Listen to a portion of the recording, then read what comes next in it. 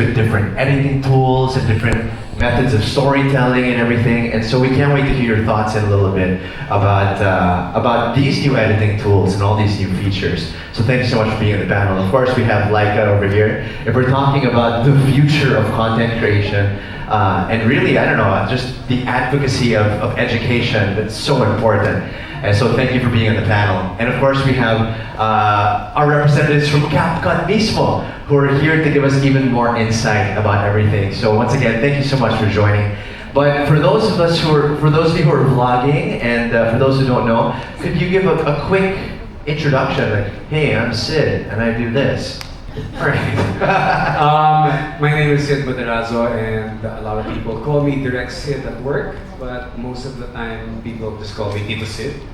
And like what Justin said, I've been directing for almost 25 years, maybe perhaps older than you guys. I experienced directing and editing using analog, using film, and then was at the crossroads close to 2008, 2009 when digital came in. And then now we're in an AI era wherein I am also exposed to it, and I'd like to share a few things, a few learnings on AI and how we can navigate as creative people through using this new technology. So yeah, I basically do TV commercials. I direct TV commercials, but I call myself a brand filmmaker because it has transcended the 30-second realm, right? There are now commercials that are beyond 30 seconds. So that's why I'd like to position myself as a brand filmmaker more than a TV commercial. Like, who watches TV? Wala, di ba? So basically that's it, and that's what I do. Thank you. Thank you so much. So for today, do you want to be Direct Sid or Tito Sid? Oh, whatever. You're calling me Sid. Or Sid. So Direct Sid for today. For the okay, Direct Sid. Let's do it. Let's do Oh. it. Embrace that. All right, next, please. For Cal. Hello, hi everyone, good afternoon. I'm Jasper Villanueva, but some friends call me Ado. And I used to be an editor, I used to be a producer, but right now I'm working with CapCut as a content operations manager. So I feel like my background in content production has helped me a lot in navigating content, mainly under the CapCut ecosystem, and now I'm also handling projects under our AI innovations. So good afternoon, everyone. Thank you so much, Jasper. I wonder if you should even give an intro since sobrang haba na ng credentials mo. Hindi na yan. Oo, mahaba na. But just a quick hello. Hi, I'm Laika.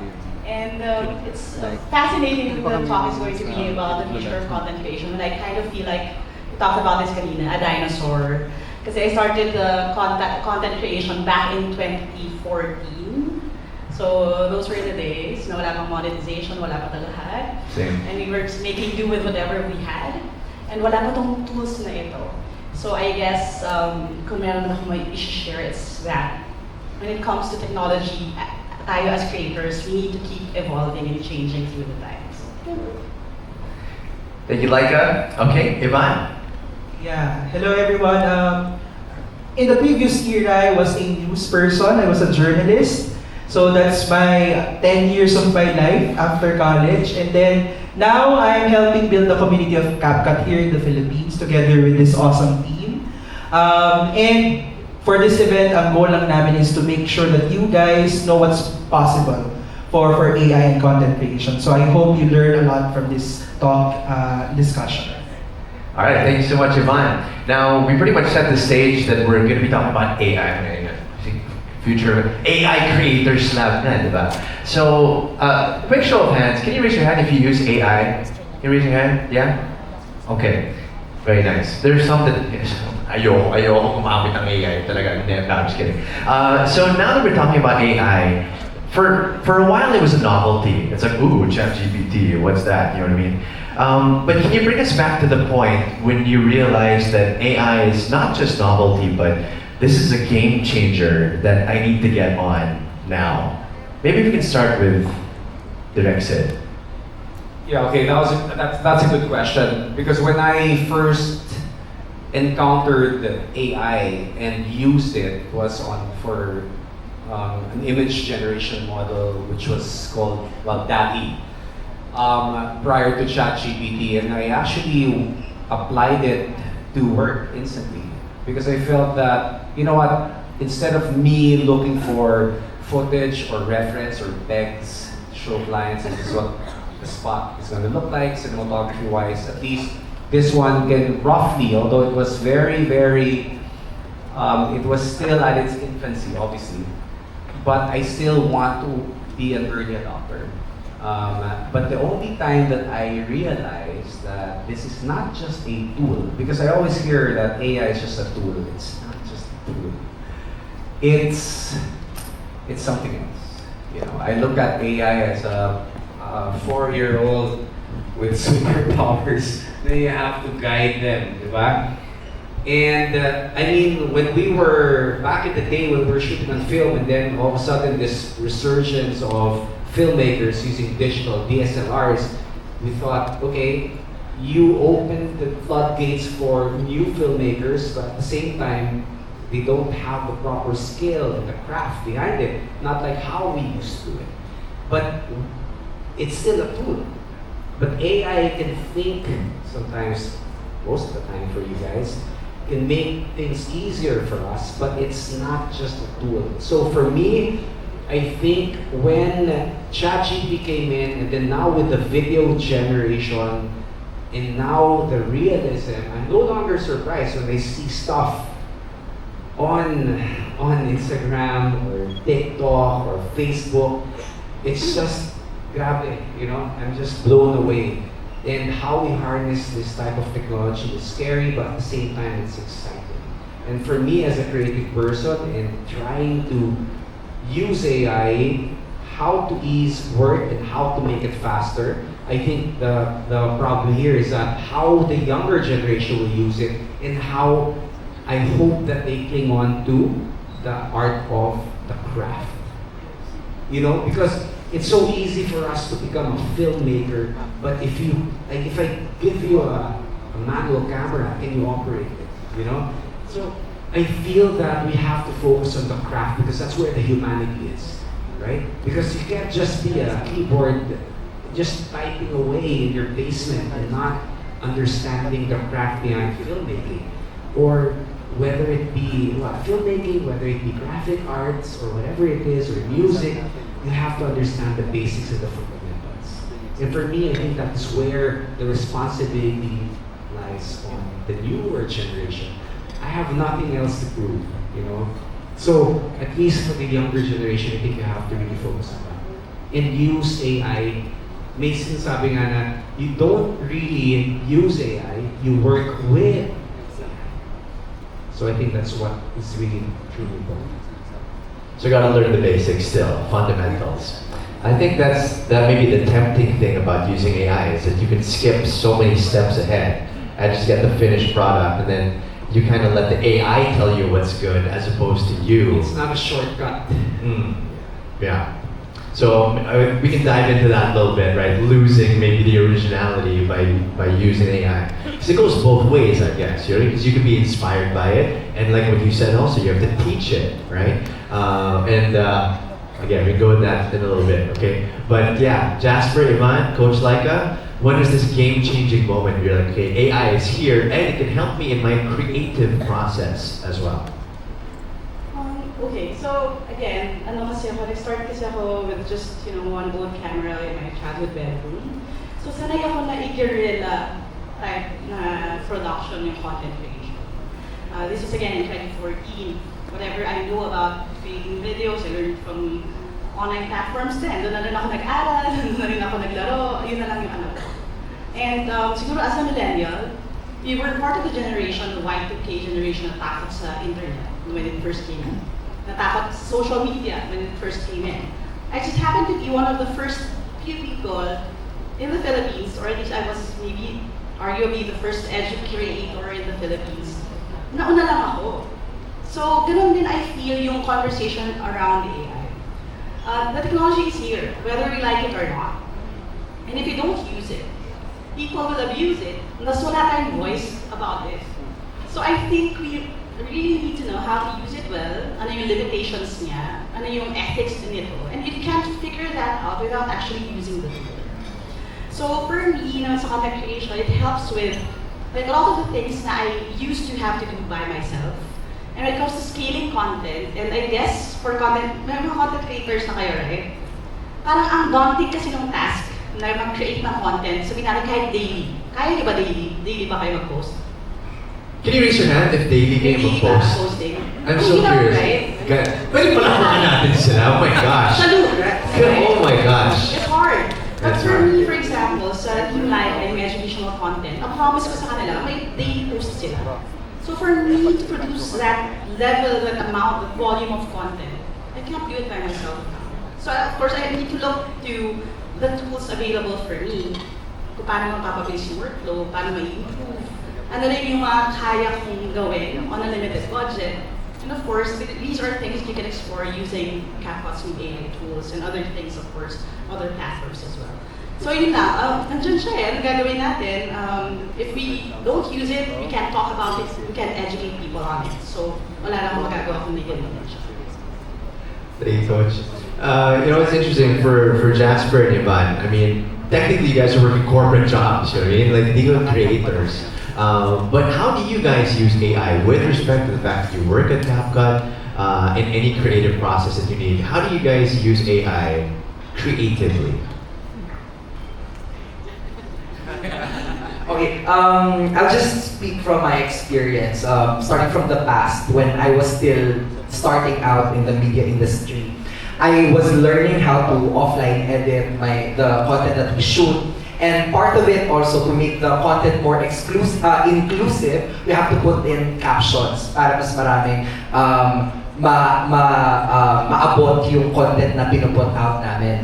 And aminin naman natin na yung paglalagay ng captions, pag-cut nung dead air nung sinushoot natin, it takes a lot of time and it's very tedious. You have to be very precise. Kapag mayroong typographical error, you have to preview it multiple times to correct it. So, during the emergence of AI in in the platforms that we use, it made the content creation quite easy. Kasi na fast forward kapag meron kang auto captions, for example, it will generate captions for the words spoken in the video, and then all you have to do is preview it and look at the mistakes and then correct it. And then the next thing you have to worry is about the treatment or the message or whatever creative things you have in store. So parang you have more time to polish your craft and also explore what else can I offer. So parang for me, it gives us liberty to be more focused on the creative side of things rather than the technical. And during the present, I also experienced, part of my job here in CapCut is also research, ganyan. I was researching on how filmmakers use AI on their content. And I was really amazed at how they were able to tell stories na they wouldn't have been able to tell if walang tulong ng AI dahil mag-isa lamang sila. And then nalaman ko estudyante na walang background on shooting, walang malalaking camera gears. So I feel like it also opens up the stage for anyone who has a vision to bring their imaginations to life. And in the future of content creation, syempre hindi nawawala doon yung responsibility natin as people to, kasi ano naman natin yung machines, hindi yan perfecto, nagkakamali yan. Ang kailangan yan ng guidance ng human or the human touch. And it also polishes, like, if ikaw mayroon kang basic, kagaya ng sinabi ni Direk, if mayroon kang basic knowledge about what you want to see, what you want to shoot, ano yung uri ng mga shots na gusto mong makita, hindi ka malalost. And AI is simply there to guide you and also offer different options for you to realize your visions. Galing. Siguro dagdag ko lang, no, si Jasper, very proud of him because siya yung winner ng isang global competition from our internal company, Filmmaking for AI. So, Wow. So that's why he's here in the panel, because he has really an experience in creating content for AI. Siguro dagdag ko lang sa discussion, no? So, when it comes to AI, it democratizes yung access to these tools and yung skill level. Gusto ko lang i-shoutout yung mga CapCut creators ito. We have teachers, we have Grab drivers, we have students, we have IT staff and members. So, yung variety ng CapCut creators namin, all they have is an idea, no? And yung CapCut and yung AI tools, it allows them to execute what yung mga idea na yun. And I'm very proud of the content. Some of them participated in the AI Short Fest later. Some of them will be awarded with the best content. So, yun yung power ng AI. It gives the people yung access to this type of storytelling that yung dati siguro hindi nila nagagawa. So, yun. Thanks so much, Jasper and Ivan. While we're on you guys already, kasi kayo may data, diba? About what people use and everything. What is the most used AI tool, I guess, within CapCut? Wala pa yung advent ng AI ngayon, no? Pero alam niyo ba yung remove background tool na na-popularize sa TikTok? So that was a tool designed in CapCut and was adapted and also in TikTok that uses AI, no, to identify kung ano yung profile and yung body ng subject. So that uses AI. So even without yung Gen AI, kasi Gen AI, ChatGPT, LLM, yan yung mga naging popular ngayon because of the buzzwords. Even before, gumagamit na ng AI yung mga tools. Not only CapCut, TikTok, other social media platforms. So remove background, captioning. We also have the voiceovers, avatar creation. Those are the most popular ones. At kung titingnan mo, hindi Gen AI yung pinaka-importante. Yung tools that make them more efficient. And katulad nga nasabi ni Direk at saka ni Jasper, those tools that allow them to focus on the meaningful part of the craft. So, if nawala na nila itong mga efficiency issues na to, makaka-focus sila dun sa storytelling. Awesome.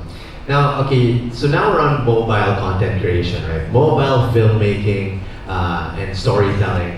Talking about the future of content creation, I want to get your perspective also, Direk Sid. So you started analog, right? And now, and even me, I'll have to say, when people ask me about CapCut and all these things, I usually tell them, I wish that I would have started on CapCut because I'm so used to using a camera, transferring it to my laptop, uploading it onto my editing software, and even that alone, as a chronic procrastinator, hindi ko na nagagawa. Which means, ang dami ka ng backlog, di ba? But now, with you guys, what I see the trend is, you shoot on your phone, go straight to CapCut, edit right away. Absolutely amazing. It's astounding how fast that happens. So for a traditional filmmaker and storyteller, how would you react to that? The speed that they're churning this out. Okay, well, where do I start? I mean, as a traditional filmmaker, I look at film as cinema. It's always meant to be landscape. I had initially the struggle of just putting my film in vertical, ang hirap. And then now I just automatically sometimes now it's a pain to put your phone on landscape mode. But that's how we see the world. It's always in our periphery, it's always cinematic. That's why the movies are in landscape mode.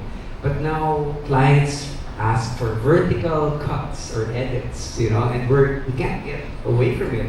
We're now constrained with a vertical screen. So for me now, filmmaking is so different. But again, we're just looking at through a window. It all still depends on the craft. And it all depends on storytelling. I don't care if you shoot on a phone and edit on your phone, or you use Resolve or Adobe Premiere, or you use film, whatever medium it is. At the end of the day, it's how you tell your story. It's how you express that through storytelling. One thing that I need to impart to the young content creators, kasi I come from advertising, commercials, 30-second commercials, it'll just fly by. Di ba?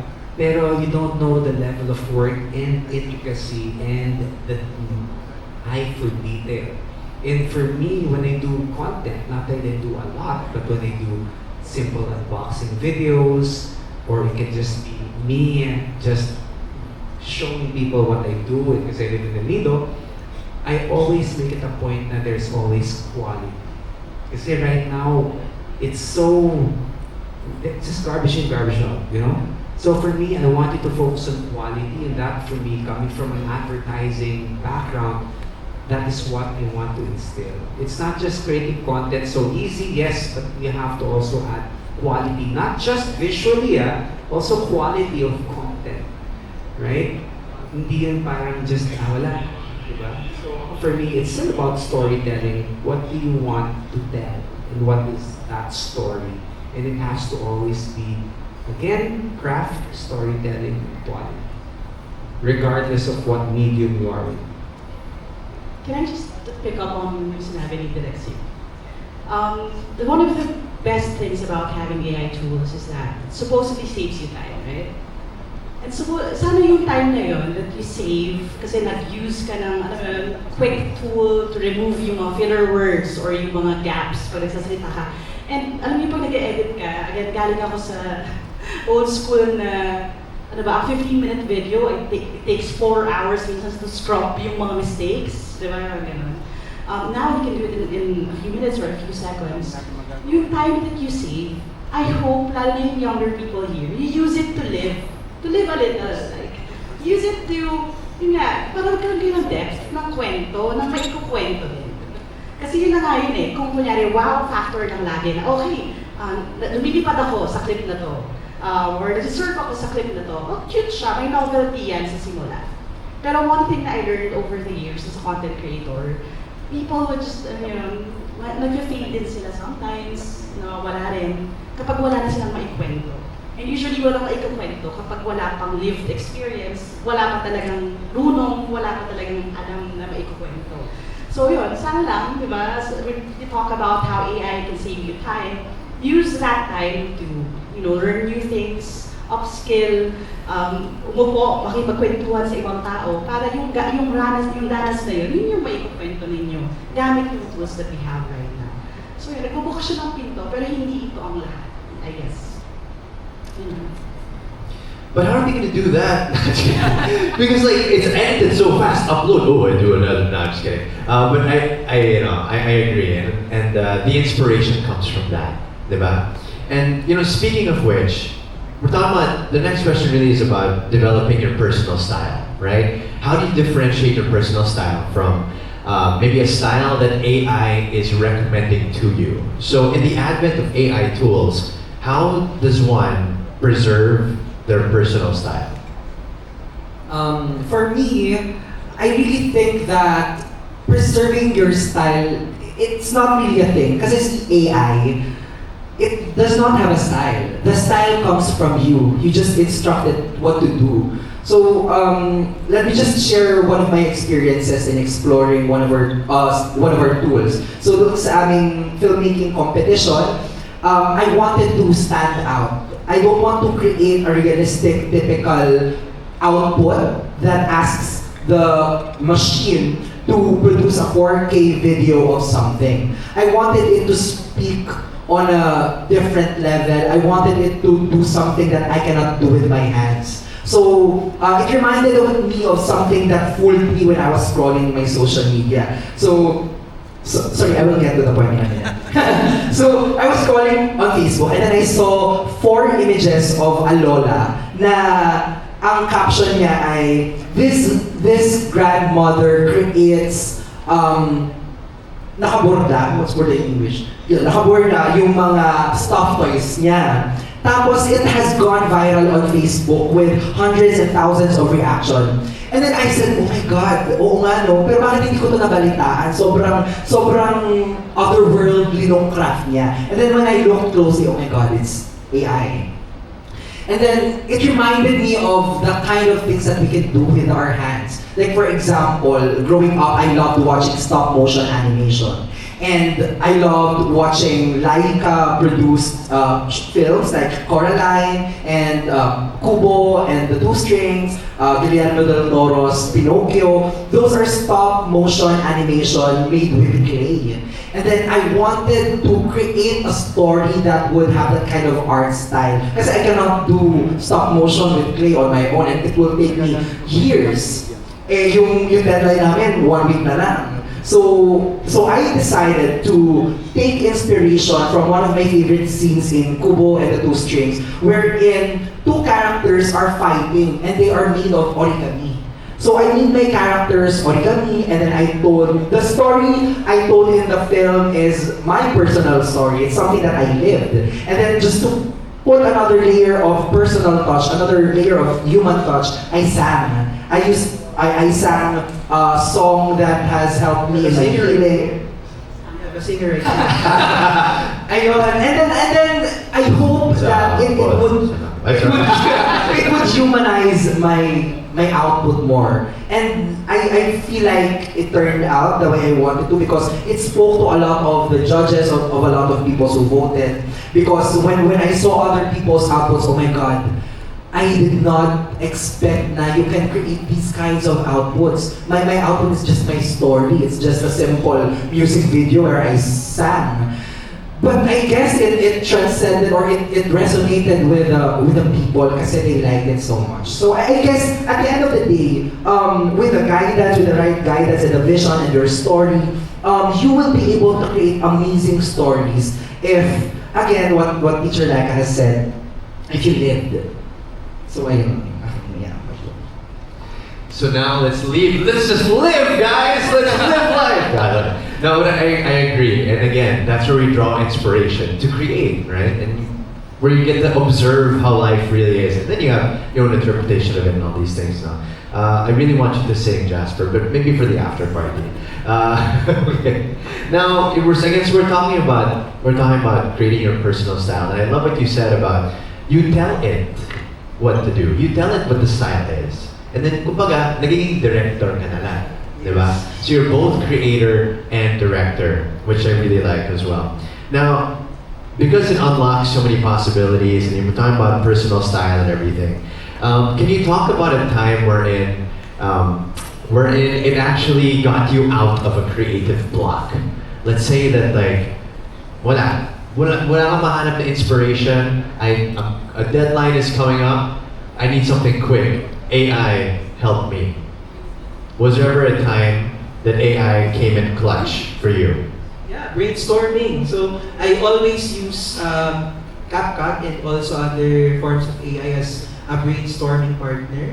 So if I have an idea or a project that I need to develop, I always ask kung ano ba yung perspective. No? Kasi you can always ask the AI to speak in a different voice, in a perspective that is different from yours. So you can utilize this tool that way to brainstorm your ideas and to make sure that your idea is covering a lot of places you want it to. So yeah, for brainstorming, efficiency, I think AI is very effective when it comes to that aspect of creativity. Brainstorming, giving you ideas, generation of that kind of stuff. Mm-hmm. Okay, Laika? Similar din. Let me give a very specific example. I have a series on TikTok right now. It's called Idiomacy. So basically, idiomatic expressions. Because I talk about them kasi di ba nakalabas siya sa tests. And of course, kung nasa corporate world na kayo, dapat alam naman ninyo kung ano ibig sabihin. Di ba, let's put a pin on that. Yung mga ganon.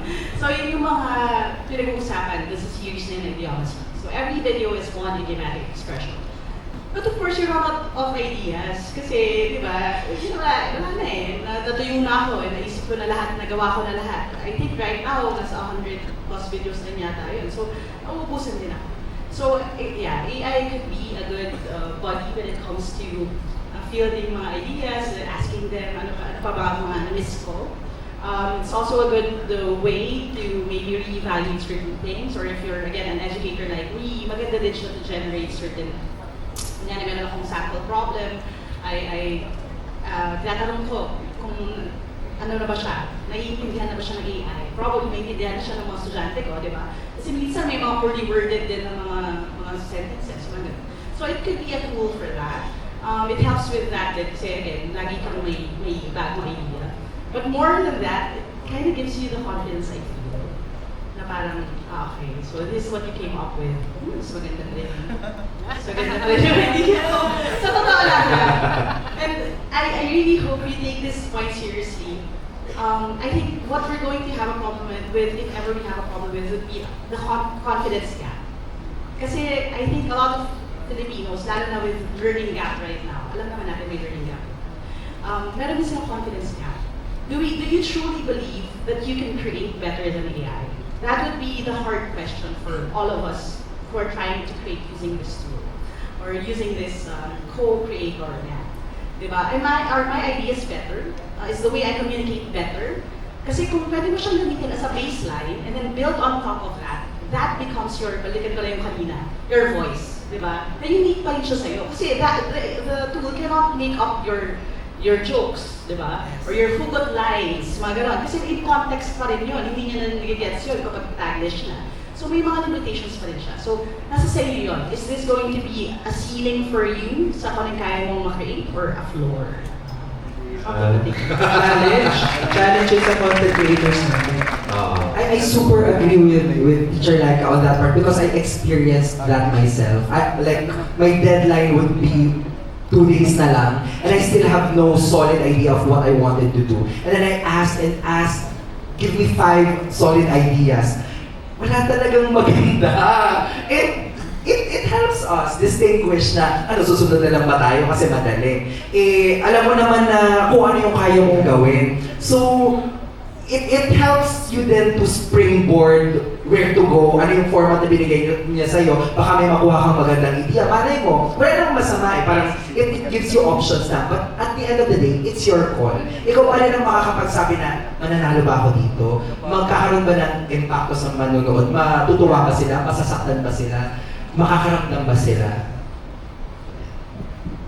So, ako na lang nagsulat. Diba?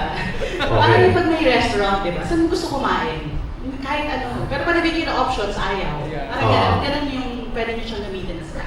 At least it helps you sa process of elimination. Yes. Diba? Pwede rin. Direct Sid, your best uses of AI creatively.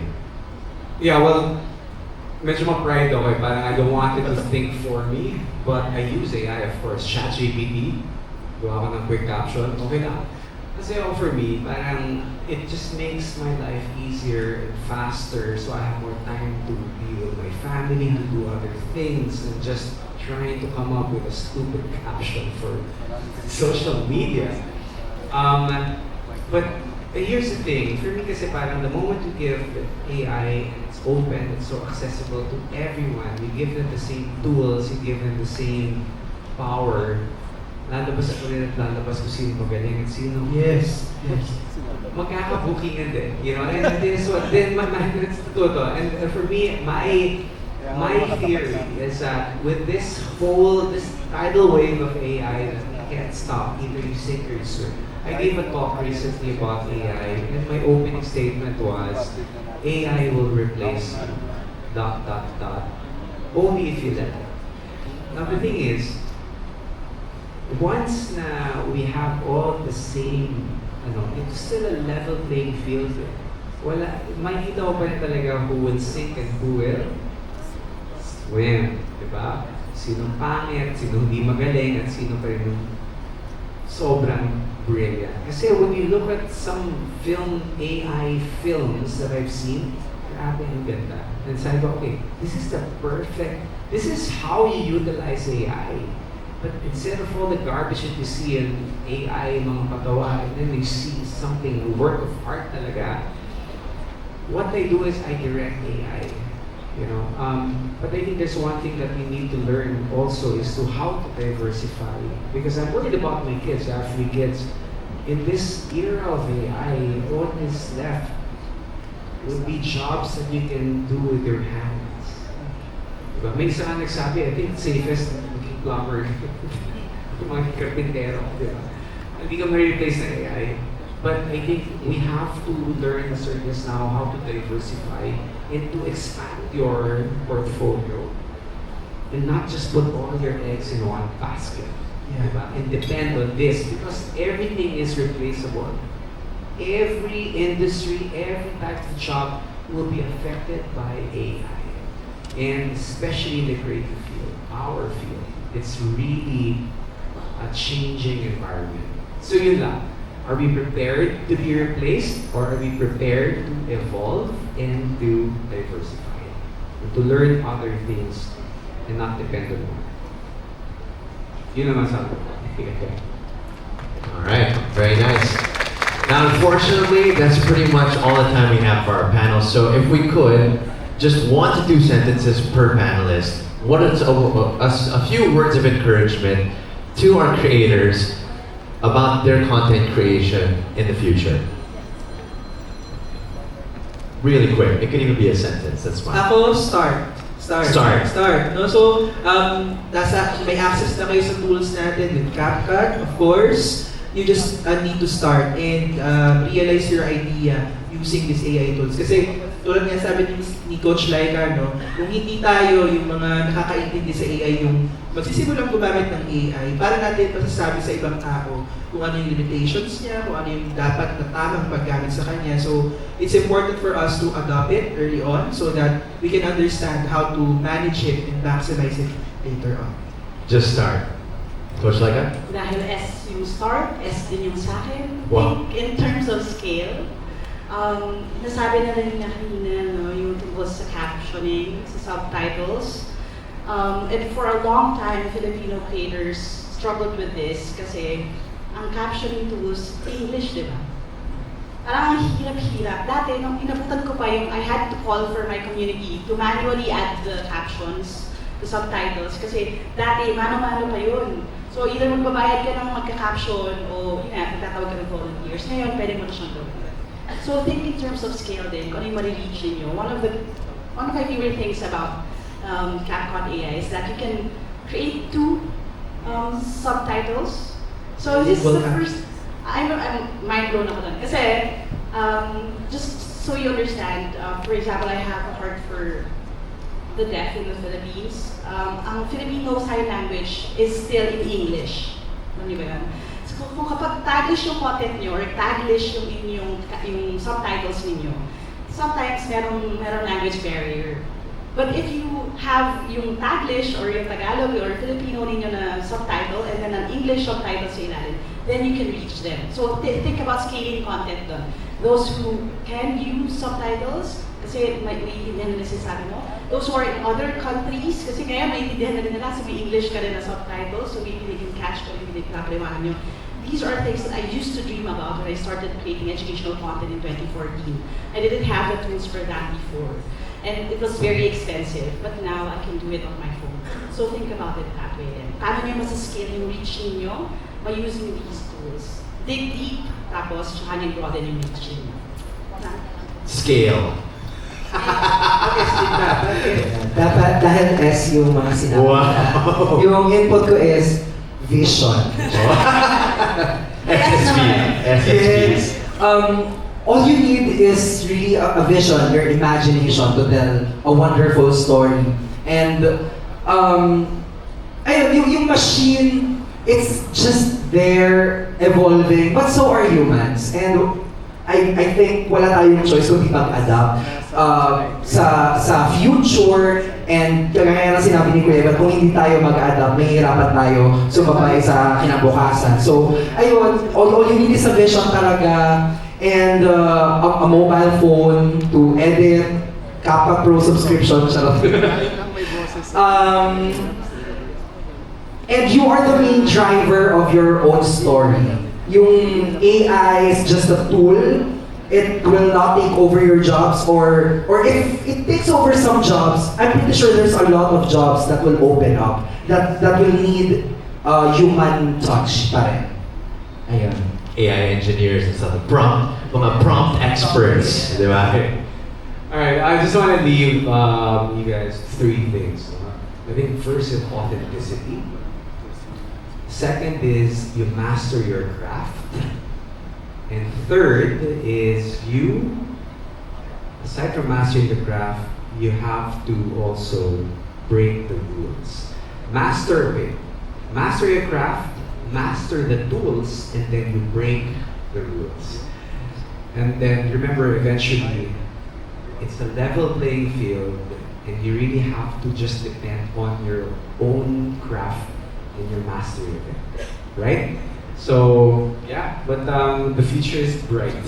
Future is exciting with AI. So and I'm excited to see what you guys can come up with. Thank you. Awesome. I want to have like a content creation competition. Let's have a direct Sid be one of the judges. No? Yeah. G. You guys inspired? Is that good? You guys learned a lot?